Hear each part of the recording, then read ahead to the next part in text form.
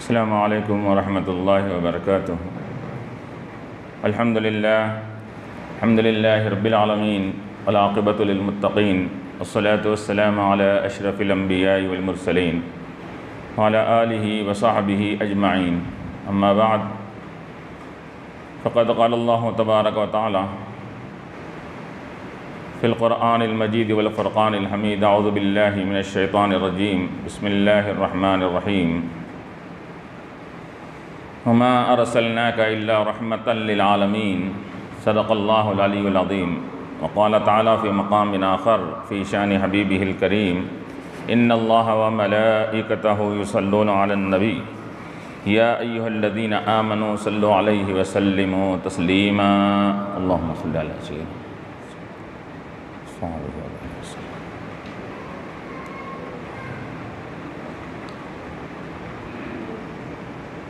محمد مصطفیٰ آئے بہاروں پر بہار آئی، محمد مصطفیٰ آئے بہاروں پر بہار آئی، زمین کو چومنے جنت کی خوشبو بار بار آئی، زمین کو چومنے جنت کی خوشبو بار بار آئی۔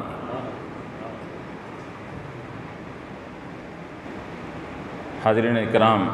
معزز سامعین، جیسا کہ آپ جانتے ہیں کہ ایک عظیم مبارک رحمتوں والا برکتوں والا مہینہ، یہ اس کی آغاز اور اس کی ابتدا ہوئی۔ وہ مہینہ کہ جس کی وجہ سے تمام کائنات کا وجود ہوا، اسی مہینے کی برکت سے دوسرے اور مہینے بنے، دن بنے، سال بنے، صدیاں بنی۔ وہ مبارک مہینہ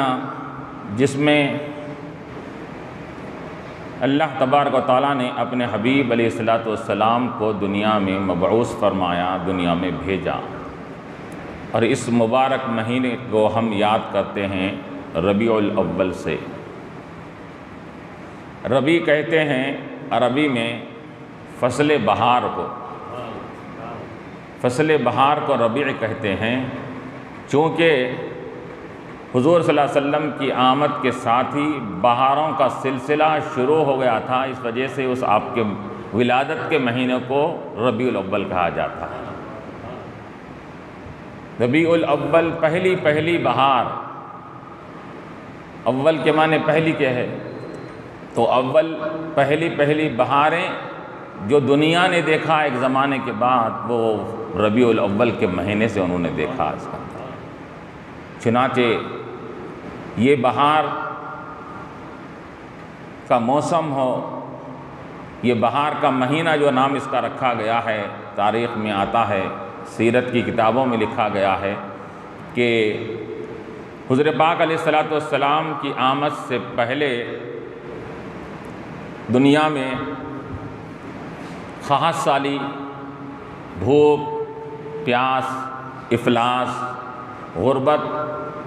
یہ بہت زیادہ پھیلی ہوئی تھی، اور کئی سال سے بارش نہ ہونے کی وجہ سے اناج غلہ مہنگا ہو گیا تھا، اور کھیتوں میں یہ سبزہ سوکھ چکے تھے، باغات میں درختیں سوکھ گئے تھے، اناج اور پیداوار میں کمی ہو گئی تھی، اور وہ قحط اور قحط سالی میں مبتلا ہو گئے تھے اس زمانے میں لوگ۔ بھوک و پیاس میں مبتلا تھے ہر کوئی ایسے وقت میں، جب کہ حضور پاک علیہ السلام کی آمد ہوئی، یعنی آمد ابھی دنیا میں تشریف نہیں لایا ہے۔ روایتوں میں آتا ہے کہ جس وقت حضور پاک علیہ السلام اپنی ماں کے شکم میں جلوہ افروز ہوئے، اس کے بعد سے آہستہ آہستہ قحط سالی دور ہونا شروع ہو گئی اس کو۔ جیسا ہی حضور پاک علیہ السلام کی آمد ہوئی، روایتوں میں آتا ہے کہ اللہ تبارک و تعالیٰ نے ابھی پیٹ شکم مادر میں تشریف لائے ہیں۔ اب دیکھیے اللہ تعالیٰ نے جنت کے دروازوں کو، آسمان کے دروازوں کو کھول دیا، روایت میں آتا ہے، اور فرشتے آ کر زمین پر بی بی آمنہ کے گھر کو گھیرا لگا لیتے ہیں اور رحمت کے یہ بہاریں وہاں پر نازل کرنے لگتے ہیں۔ اور پھر جیسا ہی آہستہ آہستہ وہ جو قحط سالی پھیلی ہوئی تھی، غربت تھا، افلاس تھا، بھوک پیاس تھے، تو اللہ تبارک و تعالیٰ نے یہ انتظام فرمایا کہ ہمارے حبیب علیہ السلام جب دنیا میں جلوہ افروز ہو جائیں تو اس وقت نہ کوئی بھوکا رہے، نہ پیاسا رہے، نہ کوئی غربت کا مارا رہے، نہ کوئی رنج و ملال میں رہے، ہر کوئی خوشی سے سرشار رہے۔ اللہ نے پہلے ہی سے انتظامات فرما دیے اس کے اندر۔ اور کیوں؟ اور اس وجہ سے اس سال کا نام کتابوں میں سیرت کے بیان کیا گیا ہے۔ اس سال کو، جس سال حضور کی آمد ہوئی، اس کو سنۃ الابتہاج کہا گیا، خوشیوں کا سال، فرحتوں کا سال کہا گیا اس کو، کہ وہ سال کہ جو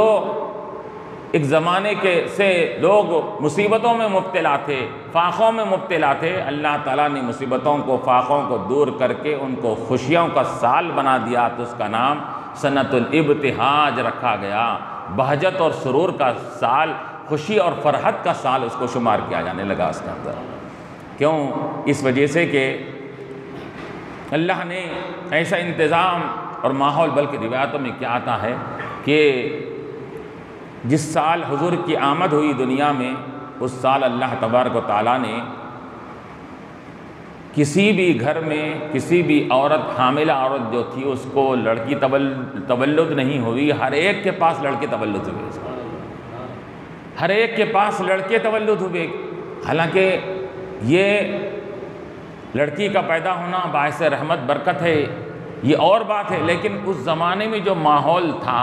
اس زمانے میں جو لوگوں کے ذہنوں میں جو چیز بیٹھی ہوئی تھی کہ لڑکی کو وہ لوگ کیا سمجھتے تھے؟ برا سمجھتے تھے، لڑکی کے پیدا ہونے پر غمگین اور افسوس کا، رنج و ملال کا اظہار کرتے تھے۔ تو اللہ تبارک و تعالیٰ نے ایسا انتظام فرمایا کہ کسی بھی طریقے سے کوئی رنج و ملال میں مبتلا ہی نہ رہے۔ اس وجہ سے اللہ تعالیٰ نے ہر گھر میں لڑکے کو اللہ تعالیٰ نے پیدا فرمایا تاکہ ہر گھر خوشی سے سرشار ہو جائے۔ اب میرے حبیب کی آمد ہے، میرے حبیب کی آمد کا مہینہ ہے اور میرے حبیب کی آمد کا سال ہے۔ اس سال میں اب نہ کوئی بھوکا رہے گا، نہ پیاسا رہے گا، نہ کوئی رنج و ملال کرے گا، ہر کوئی خوشی سے سرشار رہے گا۔ اللہ نے اس کا انتظام فرما دیا اس کے اندر۔ تو اسی وجہ سے اب علماء نے کیا کہا کہ یہ ربیع الاول کا مہینہ ہے، حضور کی تشریف آوری ہوئی، اور اللہ تعالیٰ نے بعض مہینوں کو بعض پر فضیلت دی، بعض دن کو بعض پر فضیلت دی، بعض ایام کو بعض پر فضیلت دی، بعض چیزوں کو بعض پر فضیلت، رسولوں میں بعض کو بعض پر فضیلت۔ یہ اللہ تعالیٰ نے قرآن میں، حدیثوں میں اس کی مثالیں ملتی ہیں، اس کے اندر کسی کو کسی پر فضیلت دی جاتی ہے۔ تو علماء نے فرمایا کہ شب قدر کو جو فضیلت دی گئی وہ کس وجہ سے دی گئی؟ قرآن کے نزول کی وجہ سے دی گئی۔ رمضان کا مہینہ برکت والا مہینہ قرآن کے نزول سے ہوا، اور اس رات کو بھی جو فضیلت دی گئی قرآن کی وجہ سے دی گئی۔ تو علماء نے فرمایا کہ یقیناً قرآن کریم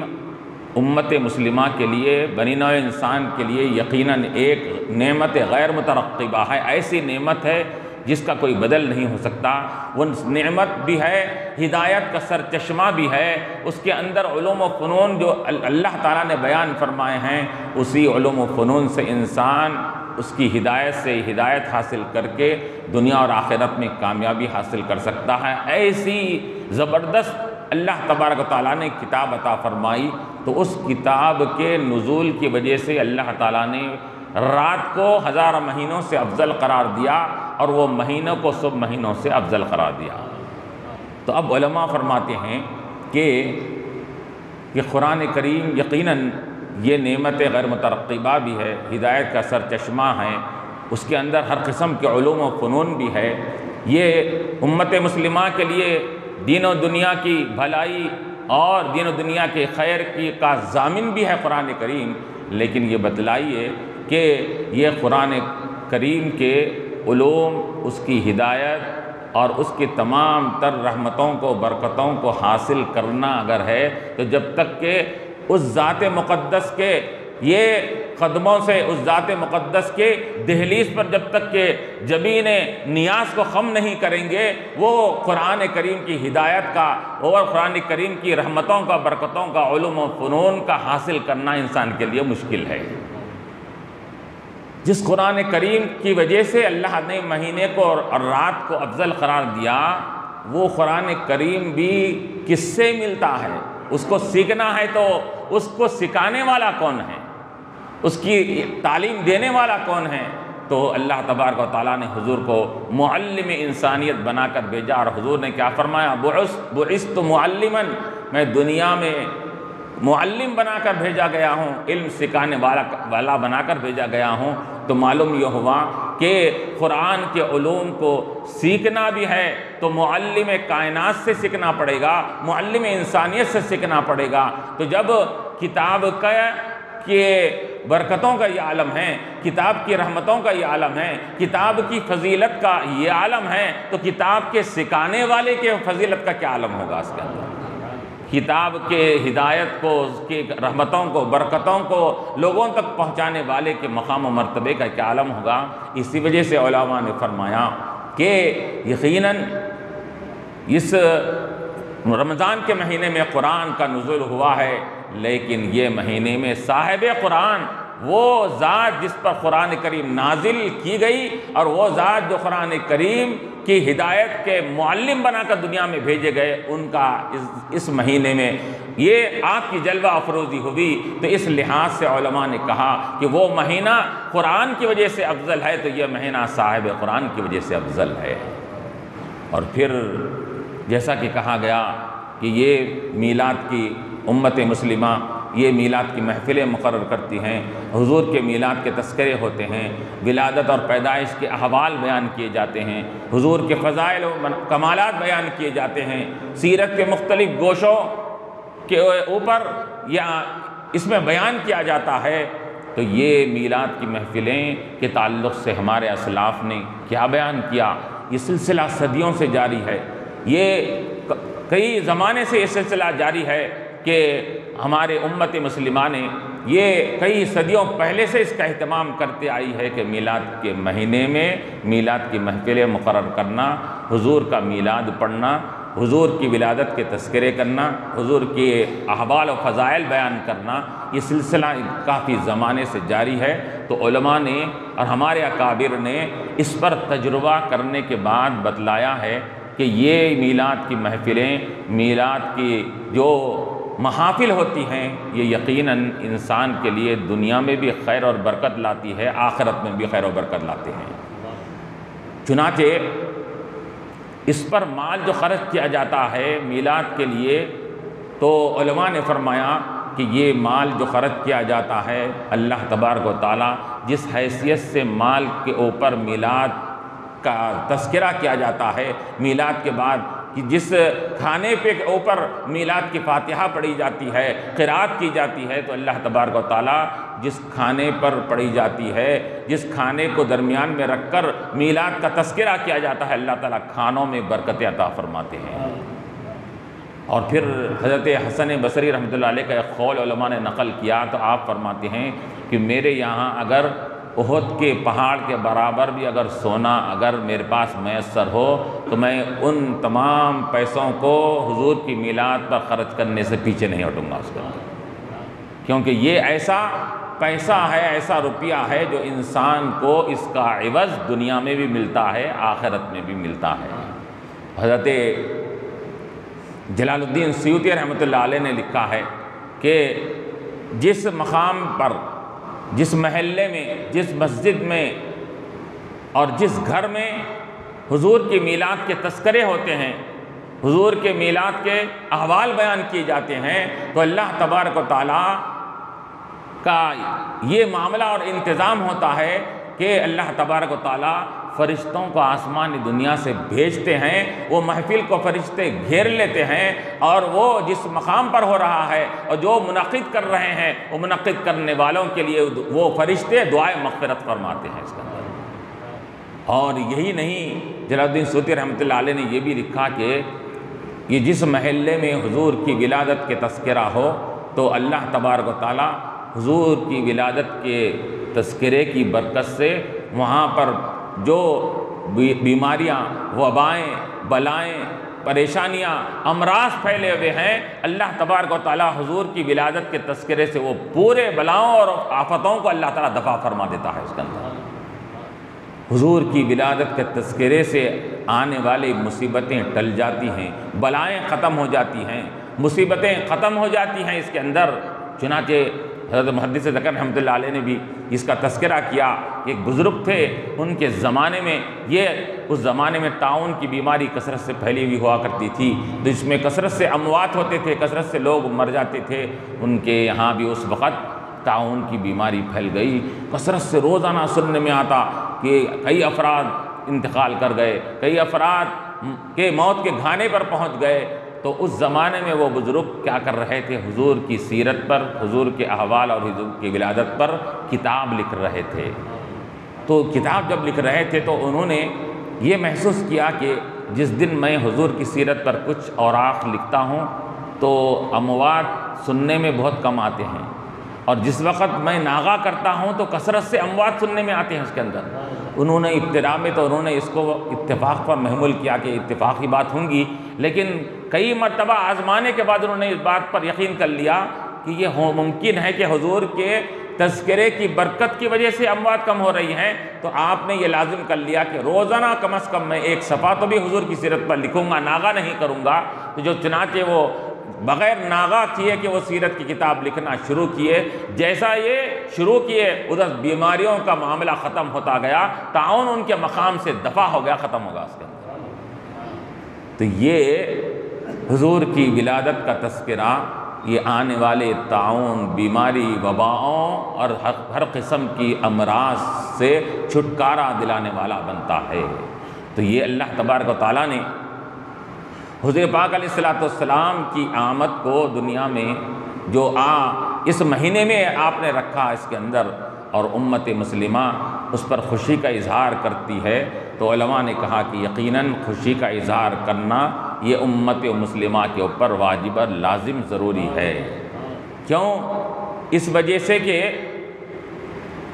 حضور پاک علیہ السلام کی آمد ہی کی وجہ سے امت مسلمہ کو ہدایت بھی ملی، رشد و ہدایت حاصل ہوئی، ایمان نصیب ہوا، تمام تر بھلائیاں جو بھی ملی وہ حضور علیہ السلام کے واسطے سے ملی ہیں۔ تو اس وجہ سے یہی نہیں بلکہ علماء نے کہا کہ ایمان والے کو ہدایت ملی، ایمان ملا، لیکن انسانیت کے لیے کیا ملا؟ تمام بنی نوع انسان کے لیے بھی حضور رحمت بن کر آئے۔ اسی وجہ سے اللہ نے یہ نہیں فرمایا، رحمت للمسلمین نہیں کہا، ہم نے آپ کو تمام عالمین کے لیے رحمت بنا کر بھیجا۔ آپ صرف مسلمانوں کے لیے رحمت نہیں ہے بلکہ کائنات کے ہر فرد کے لیے آپ رحمت ہے۔ آپ اس وجہ سے آپ کی آمد کے ساتھ ہی انسانیت کو جو رحمتوں کا یہ پیغام ملا، برکتوں کا جو پیغام ملا، آپ کی آمد کے بعد جو قسمہ پرسی کے عالم میں جو لوگ گزر رہے تھے، مصیبتوں میں گرفتار تھے، غربت کا شکار تھے، جن کے لوگوں کے حق تلفی کی جا رہی تھی، ظلم و بربریت کا معاملہ کیا جاتا تھا، ظلم کا بازار گرم تھا، اور جس کی لاٹھی اس کی بھینس کے لحاظ سے جس کی قوت و طاقت ہوتی وہ کم قوت و طاقت والے کے اوپر وہ آزماتا اور اس کو یہ کمزور کر کے وہ اس کے اپنی یہ دنیا کماتا تھا اور اپنے یہ ڈھاک جمع کر رکھتا تھا اس کے اندر۔ تو یہ اس وقت حقدار کا حق مارا جا رہا تھا، حقوق کو پامال کیا جا رہا تھا، ہر ایک کے کئی ایک کے حقوق کو وہاں پر یہ ختم کیا جا رہا تھا۔ اب ایک لڑکی کو لے لیجئے، عورت کو لے لیجئے کہ عورت کے حقوق کو وہاں پر پامال کیا جاتا تھا۔ لڑکی کے پیدا ہونے کو وہ کیا سمجھا جاتا تھا؟ حضور کی آمد سے پہلے عیب سمجھا جاتا تھا، نقص سمجھا جاتا تھا۔ لڑکی کی پیدائش بے عزتی کا ذریعہ سمجھی جاتی تھی اس کے اندر، اور جیسا کہ آیا یتوارا من القوم من سوء ما بشر بہ، کہ جب کسی کے یہاں لڑکی پیدا ہوتی تو لڑکی پیدا ہونے سے پہلے وہ منہ چھپا کر گھر میں بیٹھ جاتا، معلوم ہوتا لڑکا ہوا تو وہ اپنا سینہ تان کر باہر نکلتا خوشی خوشی، اگر معلوم ہوتا کہ لڑکی پیدا ہوئی تو کئی دن تک گھر کے اندر منہ چھپا کر بیٹھتا۔ یہ توارا من القوم من سوء ما بشر بھی، اللہ تعالیٰ فرما رہا قرآن میں، چھپتے پھرتا تھا من القومی، قوم کے لوگوں سے، من سوء ما بشر بھی، جو لڑکی کی بشارت اس کو دی گئی ہے اس کی برائی اور اس کے عیب سے بچنے کے لیے پھرتا تھا۔ ایمسکو علی ہون ام یدسہ فی التراب، یہ سوچتا تھا اب کیا کروں یہ لڑکی کو جو پیدا ہوئی ہے، کیا اس کو رکھوں بے عزتی کو برداشت کر کے رکھوں، یا ام یدسہ فی التراب، یا اس کو مٹی میں زندہ زرگور کر ڈالوں اس کو، یہ سوچتے رہتا۔ آخر کار بہت ہی کم لوگ وہ بے عزتی کو برداشت کرتے، وہاں تو عزتوں کو لیے کے اوپر مرا جاتا تھا، وہاں پر عزت کو دیکھا جاتا تھا، تو اگر لڑکی کو اگر رکھتے ہوئے زندگی بسر کریں گے تو بے عزتی کی زندگی گزارنی پڑے گی، تو لا محالہ کیا کرتا، وہ لڑکی کو لے جاتا اور لڑکی کو زمین میں زندہ دفن کر دیتا تھا۔ تو یہ حضور کی آمد سے پہلے یہ معاملہ تھا، لڑکی کو یہ اس کا حق یہ ایسا دیا جا رہا ہے کہ لڑکی کے پیدائش کو، لڑکی کی زندگی کو ایک عیب سمجھا جاتا تھا، نقص سمجھا جاتا تھا، وہ باعث عار سمجھتے تھے لڑکی کے پیدائش کو۔ اللہ کے حبیب علیہ السلام نے کی آمد ہوئی، آپ نے آ کر لوگوں کو پیغام دیا اور بتلایا کہ لوگوں، جس لڑکی کو تم یہ باعث عار اور باعث فضیحت، باعث رسوائی سمجھتے ہو، یہ باعث فضیحت نہیں، یہ لڑکی باعث برکت بھی ہے، باعث رحمت بھی ہے۔ اور کیا حضور نے کیا فرمایا کہ یہ لڑکی جس کو تم یہ فضیحت اور رسوائی کا ذریعہ سمجھتے ہو، ارے تمہارے لیے باعث برکت رحمت اس طرح ہے، دنیا میں بھی رحمت و برکت ہے اور آخرت میں جنت میں لے جانے کا ذریعہ بھی بننے والی یہی لڑکیاں ہیں، یہ بچیاں ہیں تمہارے لیے۔ حضور نے فرما دیا، خوشخبری دیا، جس کسی کے 2 لڑکیاں ہو یا 2 بہنیں اگر ہے، باپ کا انتقال ہو جائے، باپ نہیں کر سکتا، بھائی نے بہنوں کی شادی کیا، 2 بہنوں کی شادی کیا، 2 لڑکیوں کی شادی کیا، یعنی ان کو پال کے پوس کے بڑا کر کے پڑھا لکھا کر قابل بنا کر 2 لڑکیوں کی یا 2 بہنوں کی شادی کرے گا تو حضور علیہ السلام فرماتے ہیں کل قیامت کے دن جنت میں میں اور وہ اس طرح رہیں گے، اپنے دونوں ہاتھوں سے اشارہ فرمایا کہ 2 انگلیوں سے اشارہ فرما کر فرمایا کہ 2 انگلیوں کے درمیان میں کچھ ذرا سا فاصلہ بیچ میں رکھ کر فرمایا میں اور وہ اتنا قریب رہیں گے، جو لڑکیوں کی پرورش کر کے ان کو پڑھا کے لکھا کے جب شادی کر دیتا ہے، ان کا حق ادا کر دیا تو میں اس کو اپنا قرب عطا فرماؤں گا۔ اور پھر لڑکی کے لیے عورت کو مقام یہاں پر اتنا پست کر دیا گیا تھا، عورت کو وہ مقام کہ بالکل اس کے کوئی ویلیو نہیں تھی، ایک ٹشو پیپر ہے کہ وقت کے اوپر استعمال کیا جائے، پھینک دیا جائے، عورت یہ مقام پر آ گئی تھی، اس کے اندر وقت ضرورت اس کو استعمال کرنا ختم، اس کے بعد اس کو کوئی پوچھ کر نہیں دیکھتا تھا، ایسے عورت کا تو حضور پاک علیہ السلام نے عورت کو ان کا مقام عطا فرمایا، اس کا جو کھویا ہوا مقام اور وقار اللہ کے رسول علیہ السلام نے اس کو عطا فرمایا، کہ کہا کہ اے لوگو، جس عورت کے ذریعے سے تمہارا وجود ہوا، وہ عورت ہی تو تمہارے وجود کا ذریعہ بنی، کہ اگر عورت نہ ہوتی تو تمہاری ولادت کس سے ہوتی تھی، عورت تمہارے ولادت کا ذریعہ بنی، جس عورت کو تم یہ بے عزتی کے مقام پر پہنچا رہے ہو، یاد رکھو حضور نے فرمایا کہ اس عورت کو جس کو فضیحت اور ناکامی اور ذلت کے انتہائی مقام پر رکھ دیا گیا تھا، حضور پاک علیہ السلام نے فرمایا یہی عورت جب ماں بنتی ہے تو حضور نے فرمایا کہ الجنت تحت اقدام الامہات، کہ جنت ماں کے قدموں کے نیچے ہے، وہ عورت جس کے کوئی پوچھتا نہیں تھا، اللہ کے نبی علیہ السلام نے اس کے قدموں کے نیچے جنت کو لا کر رکھ دیا، اس کے اندر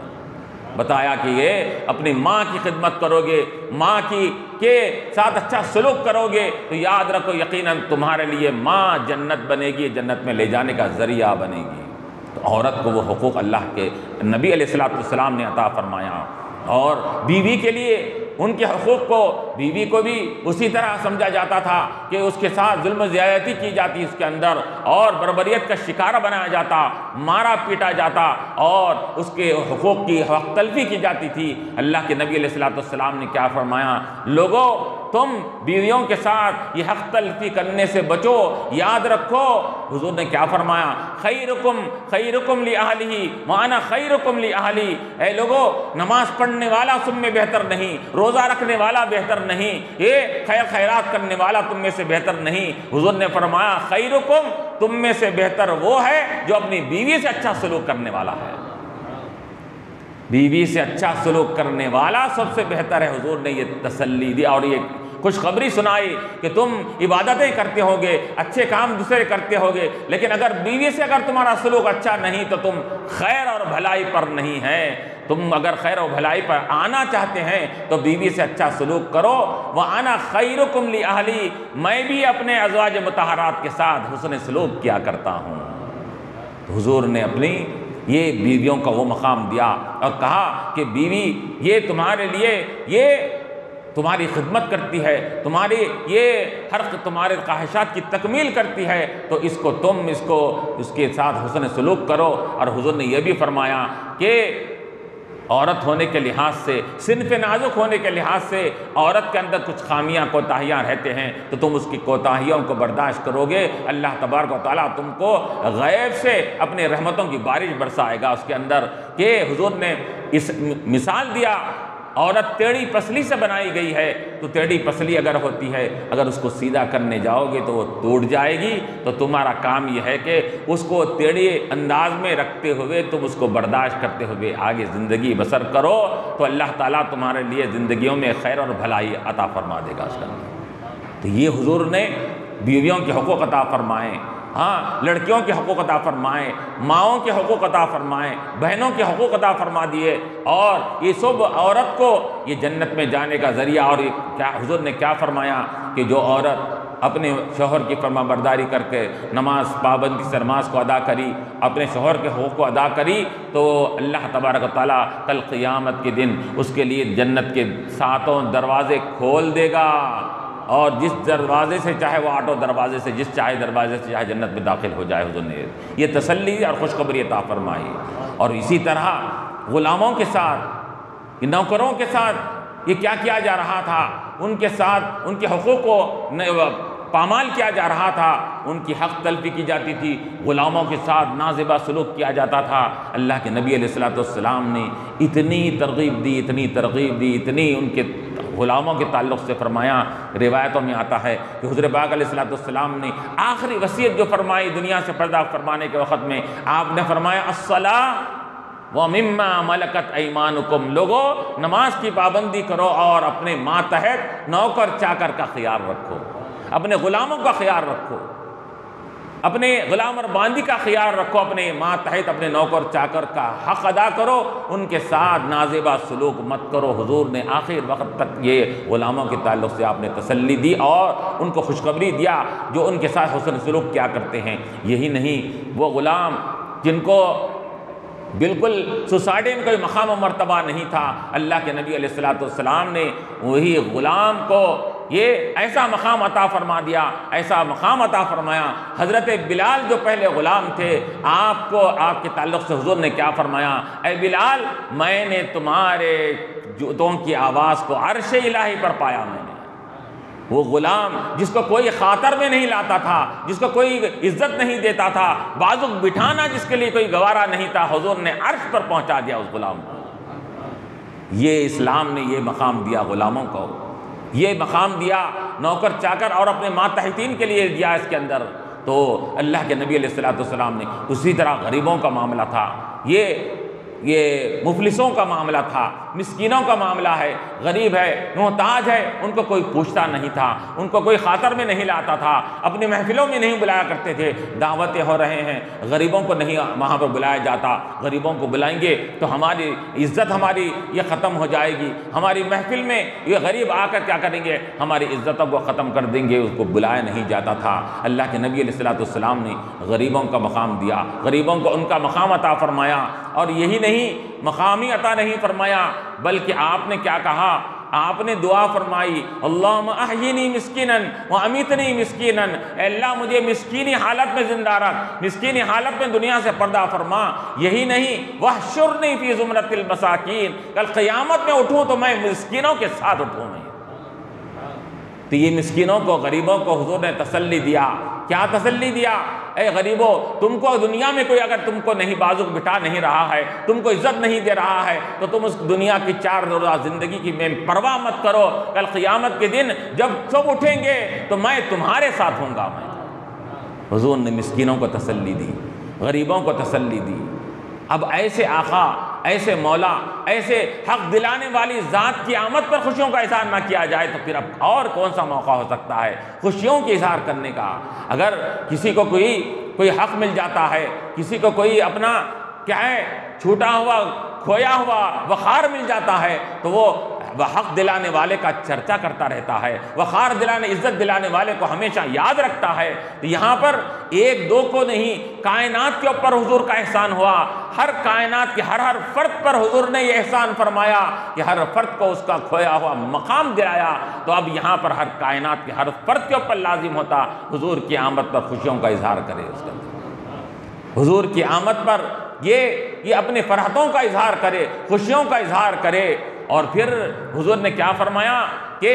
یہ غریبوں کے تعلق سے حضور نے تسلی دیتے ہوئے فرمایا کہ دنیا کی 4 روزہ زندگی میں اگر تم تکلیف برداشت کر رہے ہو، یاد رکھو یہ کل قیامت کے دن یہ عمرہ، یہ دولت مند اپنے حساب و کتاب دینے میں رہ جائیں گے. اے مسکینوں، اے غریبوں، تمہارے لیے خوشخبری سناتا ہوں، یہ لوگ حساب و کتاب میں رہیں گے، تم 50,000 برس پہلے جنت میں داخل ہو جاؤ گے. تم یہ اپنے حساب و کتاب ہی میں رہیں گے،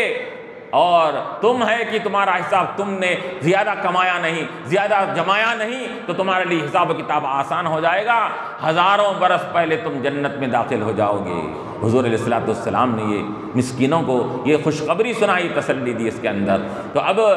یہ جن کو حق مل رہا ہے یہاں پر، وہ حق حاصل کرنے والا، حق لینے والے کا اب کیا فریضہ رہا اس کے اندر کہ وہ حق دلانے والے کو ہمیشہ یاد رکھے. کم از کم خاص طور پر اس مہینے میں یاد رکھے جس مہینے میں وہ حق دلانے والے کی آمد ہوئی تھی،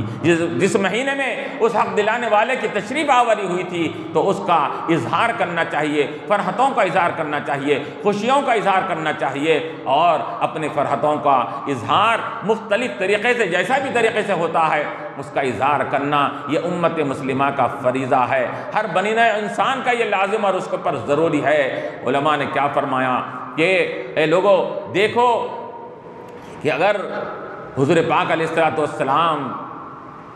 کی فضائل بیان کی جا رہے ہیں، حضور کے کمالات بیان کیے جا رہے ہیں، تو امت مسلمہ کو کیا چاہیے کہ امت مسلمہ اپنے نبی کے کمالات کو سن کر اس کا دل خوشی سے جھوم اٹھے تو سمجھنا چاہیے کہ وہ حقیقی معنی میں کیا نبی کا امتی ہے. نبی کی تعریف کو سن کر، نبی کے مقام و مرتبے کو سن کر، نبی کے فضائل کو سن کر جو خوشی سے جھوم اٹھتا ہے اسی کو امتی کہلانے کا وہ مستحق بنتا ہے. اور اگر کسی کو حضور کی تعریف، حضور کے فضائل، حضور کے کمالات یہ بیان کیے جا رہے ہیں، دل میں قبض پیدا ہو رہا ہے، دل میں قدورت پیدا ہو رہی ہے، دل کے اندر یہ تھوڑا سا یہ تنگی پیدا ہو رہی ہے کہ یہ کیا، جب دیکھو یہ نبی کے واقعات کو بیان کیا جاتا ہے، دل میں قدورت، دل میں قبض پن، دل میں تنگی اگر پیدا ہو رہی ہے، تو علماء نے فرمایا کہ وہ اپنے ایمان کی خبر لے، اپنے ایمان کے بارے میں ٹٹولے کہ میرا ایمان ایسا ناقص کیسے ہو گیا کہ ایمان دلانے والے کی بات پر مجھے دل میں قدورت پیدا ہو رہی ہے. اس کے اندر کیونکہ جس کے تذکرے سے دلوں میں فرحت و خوشی پیدا ہو تو سمجھنا چاہیے کہ اس دل کے اندر ایمان کی شمع جل رہی ہے، اس دل کے اندر محبت رسول، عشق رسول کی وہاں پر قندیل جل رہی ہے. تو تبھی تو وہ کیا کر رہا ہے، اپنے نبی کے احوال کو سن کر، مناقب کو سن کر وہ خوش ہو رہا ہے اور اس کے دل میں خوشی کا اظہار ہو رہا ہے. اور جب خوشی کا اظہار ہوگا تو اس کے ایمان، وہ خوشی کا اظہار اس کے ایمان پر رہبری کرے گا، ایمان پر دلالت کرے گا. کیونکہ اس وجہ سے کہ ہم دیکھتے ہیں کہ اگر کسی فرد کے والد کی تعریف کی جائے تو بچے کا دل یہ خوشی سے جھوم اٹھتا ہے، باپ کی تعریف سن کر بیٹا خوشی سے جھوم اٹھتا ہے، بھائی کی تعریف سن کر بھائی خوشی سے جھوم اٹھتا ہے، اپنے رشتہ دار کی تعریف سنتا ہے تو خوشی سے جھوم اٹھتا ہے. یہ کیسا یہ نبی اور امتی کا تعلق ہے، یہاں تو تعلق ایسا بتایا گیا کہ باپ کی محبت بھی پیچھے ہو جائے، اولاد کی محبت بھی پیچھے ہو جائے، سب سے زیادہ نبی کی محبت جب تک نہیں آئے گی ایمان مکمل نہیں ہوگا۔ تو باپ کی تعریف تو یہ سننے کو گوارا کر رہا ہے، نبی کی تعریف کو سن کر دل میں قدورت ہو، وہ کیسا امتی کہلانے کا مستحق بنے گا۔ تو علماء نے کہا کہ یہ محفلیں جو میلاد کی محفلیں ہیں جو منعقد کی جاتی ہے، یہ محفلیں یہ ایمان والے کے ایمان میں اضافے کا ذریعہ بھی بنتی ہیں، اور عشق و محبت جو حضور سے یہ امتی جو برس کے 11 مہینے کچھ دور تھا، تو یہ مہینہ یہ امتی کو اپنے نبی کے قریب لانے کا ذریعہ بنتی ہے اس کے اندر۔ اور جب ایمان والا جب اس مبارک مہینے میں اپنے آقا کے اپنے مولا کے یہ واقعات کو سنے گا اور ان کا تذکرہ سنے گا، ولادت کے احوال کو سنے گا، سیرت کے احوال کو سنے گا، سیرت کے مختلف گوشوں کے اوپر اس کو خبر ملے گی، تو یقیناً یہ چیز اس کو نبی سے قریب کرنے والی بنے گی۔ جب نبی کی محبت میں اضافہ ہوگا تو نبی کی محبت نبی کی تقلید اور پیروی کرنے کی طرف راغب کرے گی۔ انسان کو جب محبت ہوتی ہے تو محبت ہی وہ چیز ہوتی ہے جو انسان کو آگے بڑھا کر جس سے محبت کی جاتی ہے اس کو تقلید اور اس کی پیروی کرنے کا ذریعہ بنتی ہے۔ محبت کی کمی پیروی کی کمی پر دلالت کرتی ہے، جہاں محبت نہیں ہوتی ہے وہاں پر پیروی وہاں پر کرنے کو انسان یہ بیزارگی محسوس کرتا ہے، لیکن جہاں پر محبت کا کمال ہوتا ہے، اس کو محبت کامل طریقے سے ہوتی ہے، تو وہاں پر اپنے جس سے محبت کر رہا ہے اس کی تقلید اور اس کی پیروی کرنے کو وہ یہ گرا نہیں سمجھتا، بار نہیں سمجھتا۔ یہ مبارک محفلوں کے انعقاد اور یہ محفلوں میں حضور کے تذکرے کا وجہ یہی ہے، اس کے اندر ایک تو ہم اپنی غلامی کا ثبوت پیش کرنا ہے، ہمارا کام یہ ہے کہ ہم حضور کے غلام ہیں، تو حضور کے غلام ہیں تو غلام کا ثبوت پیش کرنا، تو ہم کیا ثبوت پیش کرتے ہیں؟ ہمارے یہاں تو کوئی چیز نہیں ہے ثبوت پیش کرنے کے لیے، بس یہی ہے کہ ہم ان کا چرچا کثرت سے کیا کریں تاکہ ہم کو حق غلامی ہم کو حاصل ہو جائے۔ کیوں؟ اس وجہ سے کہ اذا احب شیئا اکثر ذکر ہو، حضور نے فرمایا جو کسی سے محبت کرتا ہے، کسی چیز سے محبت کرتا ہے، کسی شخص سے محبت کرتا ہے تو اس کا چرچا کثرت سے کرنے لگتا ہے۔ جس سے محبت زیادہ ہوتی ہے اس کا چرچا بھی زیادہ ہوتا ہے، تو محبت میری سب سے زیادہ ہونی چاہیے، تو معلوم ہوا کہ میرا چرچا بھی سب سے زیادہ ہونا چاہیے، اٹھتے بیٹھتے چلتے پھرتے ہمیشہ میرا چرچا ہونا چاہیے۔ اب تم برس کے 12 مہینے یہ کام نہیں کر سکتے، کم سے کم 1 مہینہ میری یہ ذکر کا میری محفلوں کا چرچا تم یہ دن رات کرتے رہو، تاکہ تمہارے ایمان کے اندر تقویت پیدا ہو جائے، تمہارے اندر عشق و محبت کا کمال پیدا ہو جائے، اور وہ امت جو اپنے نبی سے دور دور تھی 11 مہینے تک، پھر ایک یہ مہینہ اپنے امتی کو نبی سے قریب کرنے کا ذریعہ بن جائے اور نبی کا قرب عطا کرے۔ اس کی خاطر یہ محفلوں کا انعقاد ہوتا ہے۔ اللہ تبارک و تعالی ہم کو سچے معنی میں حضور کی ولادت پر خوشی منانے کی توفیق عطا فرمائیں۔ وآخر دعوانا الحمد للہ رب العالمین۔ ربنا ظلمنا انفسنا